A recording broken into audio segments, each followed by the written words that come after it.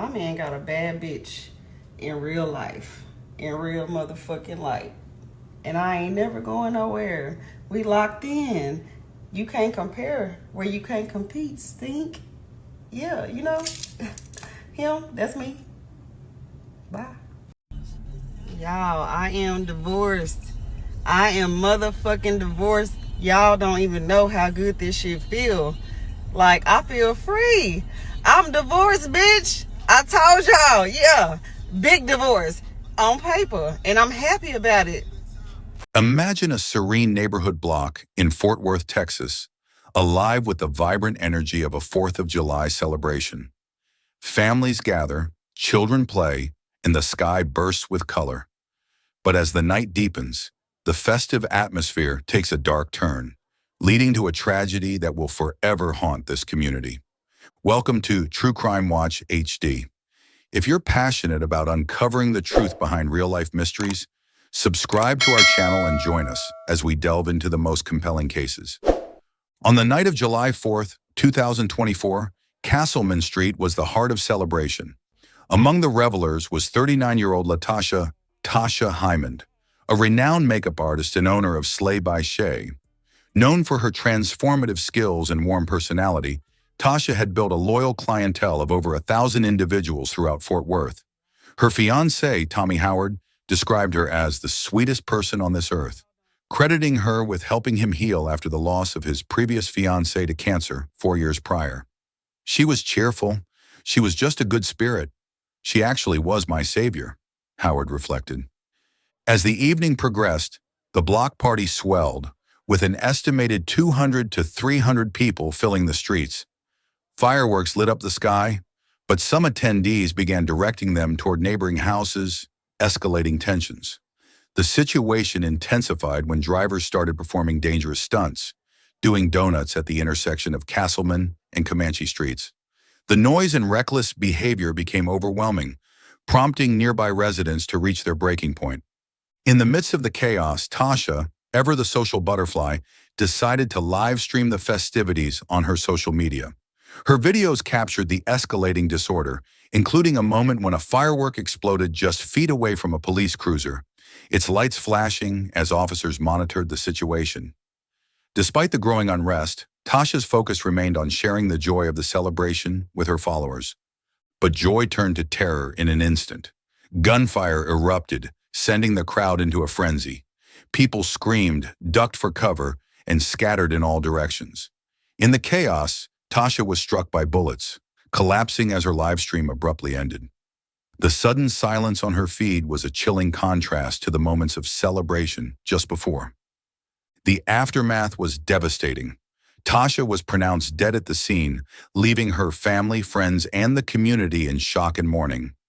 Another individual, 26-year-old Marcus Martin Jr. from San Diego, California, also lost his life that night due to a medical emergency amidst the turmoil. At least 2 others sustained gunshot wounds, but were expected to survive. In the days following the tragedy, tributes poured in for Tasha. Her business, Slay by Shay, released a heartfelt statement. "It is with a heavy heart that we announce the passing of our beloved owner, Tasha." The studio temporarily closed its doors as the community grappled with the loss. Tommy Howard, devastated by the sudden void in his life, shared a poignant message alongside a photo of them together. "Rest in paradise to my baby." As the investigation unfolded, authorities faced numerous challenges. The large crowd and chaotic scene made it difficult to identify suspects or determine the motive behind the shooting. Police appealed to the public for information, urging anyone with details to come forward. The community, still reeling from the shock, grappled with fear and uncertainty, making the path to justice a daunting one. What led to such a senseless act of violence on a night meant for celebration? Who was responsible for turning a joyous occasion into a scene of tragedy? As we continue to explore this case, we'll delve deeper into the investigation, uncovering the twists and turns that followed, and the relentless pursuit of justice for Tasha and the other victims. Stay tuned to True Crime Watch HD as we unravel the complexities of this heartbreaking case. Don't forget to subscribe and hit the notification bell to stay updated on our latest episodes. Share your thoughts and theories in the comments below. Your insights are invaluable as we seek to understand and shed light on these tragic events. The streets of Castleman and Comanche were a war zone. Bullet casings littered the ground, sirens screamed through the night, and the glow of flashing police lights painted the faces of terrified onlookers. Bodies lay motionless, the partygoers who had once been laughing and dancing now frozen in shock. The police arrived, but too late to stop the violence. The gunmen had vanished, melting into the darkness of the neighborhood. The echoes of their destruction remained. Among the victims, Tasha Hyman, lifeless, her dreams extinguished in a moment of blind violence. Her fiancé, Tommy Howard, stood in disbelief. Just moments before, she had been standing beside him, full of life. Now he was being held back by officers, his world crumbling around him. "She was just here," he muttered. "She was just here."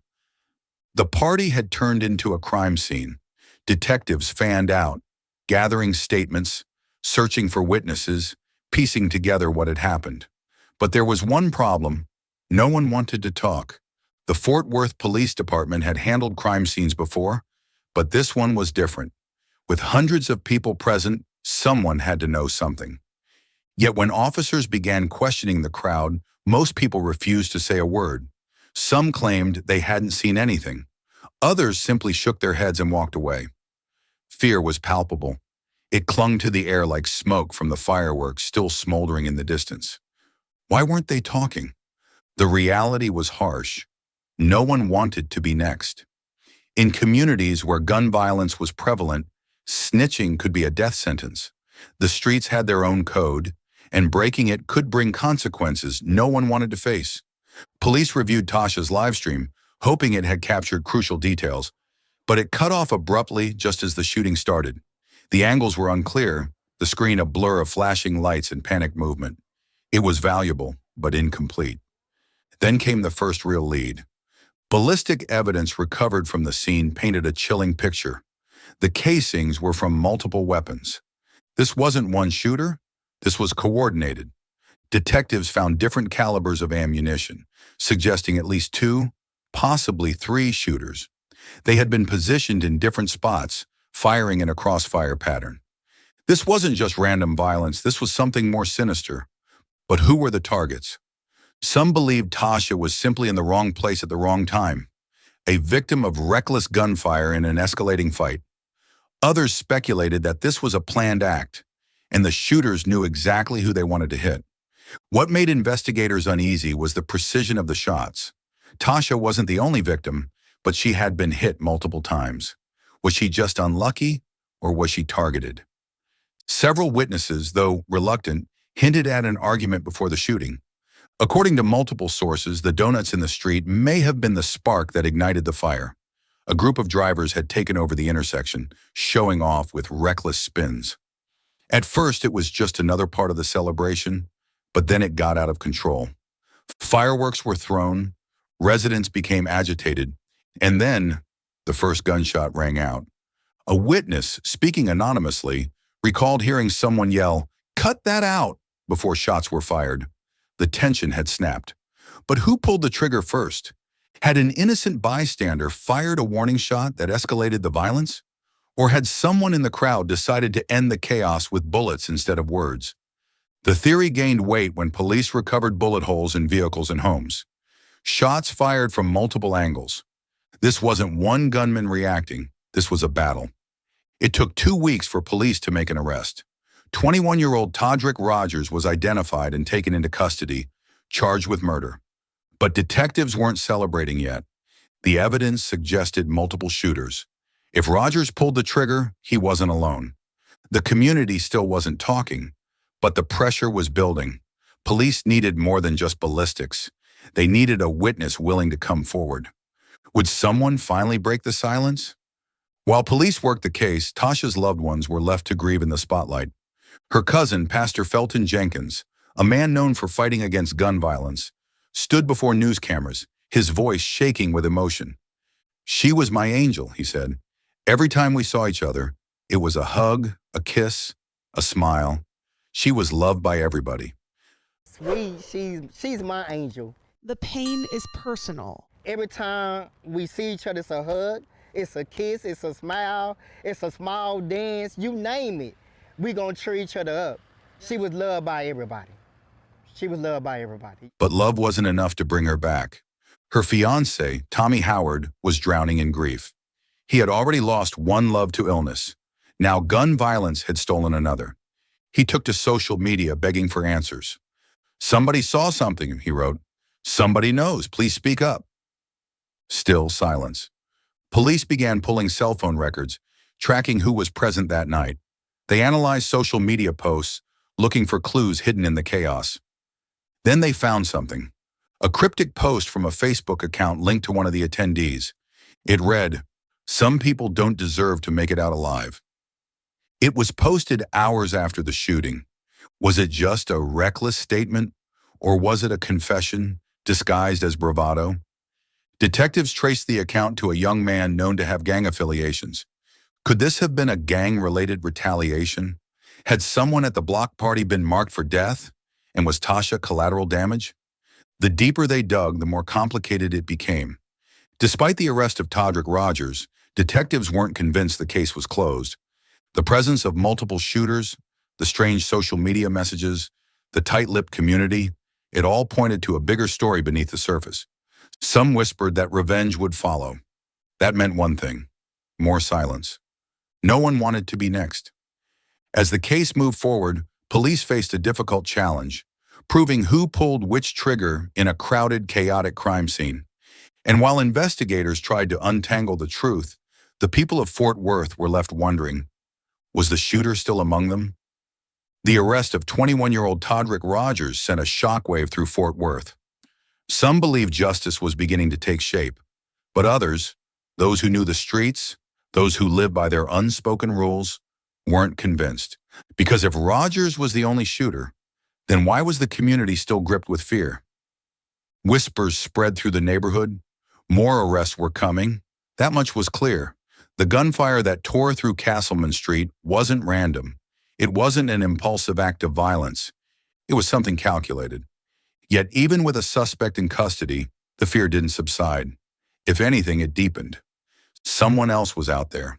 Someone who had pulled a trigger that night. And whoever they were, they had managed to disappear into the chaos. The question remained, who were they protecting? And why was everyone so afraid to talk? With eyewitnesses unwilling to cooperate, investigators turned to technology. Tasha Hyman's live stream had ended abruptly, cutting off just as the gunfire erupted. But before that moment, the footage had captured a crucial detail, one that had initially gone unnoticed. At 11:46 p.m., just minutes before the first shots rang out, a group of men could be seen gathering near the parked cars lining Castleman Street. Their conversation was inaudible over the fireworks, but their body language was tense. One of them, a man in a black hoodie with a red bandana tied around his wrist, glanced directly at Tasha's camera. He noticed her filming, and he did not look happy about it. A second later, he turned and muttered something to the man next to him, a taller figure wearing a white tank top. Then Tasha shifted the camera away. Investigators froze the frame. Who was he? And why did he react that way? There was only one way to find out. They had to enhance the footage. Crime lab technicians dissected the live stream frame by frame, isolating details the naked eye might have missed. The grainy image was enhanced, adjusted for light exposure, sharpened to bring out the details of the mystery man's face. Then, a breakthrough. He had a distinctive scar running down his jawline. Detectives cross-checked the image against mugshots in the system. It didn't take long. His name was Javon J. Rock Matthews, a known affiliate of a local gang with a history of weapons charges. And he had disappeared. As detectives closed in on their second suspect, a new theory emerged. What if this wasn't a case of random gunfire? What if Tasha saw something that night, something she wasn't supposed to see? It was possible that her live stream inadvertently captured the moments leading up to the shooting. And if so, she may have been considered a threat to the wrong people. Investigators dug into her social media. They examined past posts, comments, anything that could point to tension, conflict, or warnings. Then they found it. A comment from an unknown user, posted hours before the party began. "You always in the wrong place at the wrong time." At the time, it seemed meaningless, just another random message in the sea of online interactions. But now, in light of everything that happened, it carried a different weight. Had someone warned her? Or was it a threat she didn't recognize? Fort Worth police issued a warrant for Javon Matthews, but he was gone. Detectives scoured known addresses, relatives, former associates, girlfriends, but he had vanished completely. No recent bank transactions, no phone activity. It was as if he had disappeared into thin air, but someone had to know where he was. Police put pressure on his inner circle. They conducted surveillance on known associates, hoping one of them would slip up and lead them to him. And then, a break. A call intercepted between two individuals in Javon's circle. "They ain't got nothing on me. I was never there." "Yeah, but you know they looking for you, right?" "They always looking for somebody. That don't mean they gonna find them." It was a taunt, a challenge, but it was also a mistake, because now police knew he was still in the city. On July 26, 2024, 3 weeks after the shooting, a SWAT team descended on an apartment complex on the east side of Fort Worth. Inside, they found Javon Matthews, attempting to flee through a back exit. He was taken into custody without incident. But what investigators wanted to know most wasn't where he had been. It was why he had run in the first place. And when they sat him down for questioning, his response was chilling. "Man, y'all don't even know the half of it." With Matthews in custody, a new layer of the case emerged. There had been 3 shooters that night. Not 2, 3. The third gunman was still unknown, but Matthews provided a startling confession. The shooting was planned, not necessarily to target Tasha, but to send a message. The fireworks, the cars doing donuts, the confrontation, it was all a distraction. Something bigger was at play, something Fort Worth PD hadn't realized. And as detectives followed the trail Matthews reluctantly laid out, it became clear this case wasn't over yet. Who was the third shooter? Was Tasha truly an accidental victim, or was she silenced? And what shocking twist was still waiting to be uncovered? If you've made it this far, drop your thoughts in the comments below. What do you think happened that night? There was one question still hanging over the case like a dark cloud. Who was the third shooter? With Todrick Rogers behind bars and Javon J. Rock Matthews captured, the Fort Worth Police Department knew that the puzzle was still incomplete. There was one more gunman, one more person who pulled a trigger that night, and so far he had managed to slip through the cracks. Until now. When Matthews was brought in for questioning, detectives expected defiance, maybe even complete silence. But he was ready to talk, not out of guilt, not because he cared about Tasha or the other victims, but because he was terrified. Sitting across from investigators, he leaned in, voice barely above a whisper. "Y'all don't even know the half of it." Matthews admitted to firing his gun that night, but he wasn't the mastermind. He claimed that the entire incident, the chaos, the fireworks, the gunfire, had been orchestrated. And it wasn't about a party gone wrong. It was a hit, a calculated attack, and the man behind it was still walking free. For weeks, the prevailing theory had been that Tasha Hyman was simply in the wrong place at the wrong time, a victim of stray bullets in a chaotic shooting. But Matthews shattered that assumption. Someone was marked for death that night, and according to him, it wasn't Tasha. But if she wasn't the target, then who was? Investigators returned to the other fatality from that night, 26-year-old Marcus Martin Jr. Up until now, Martin's death had been classified as a medical emergency.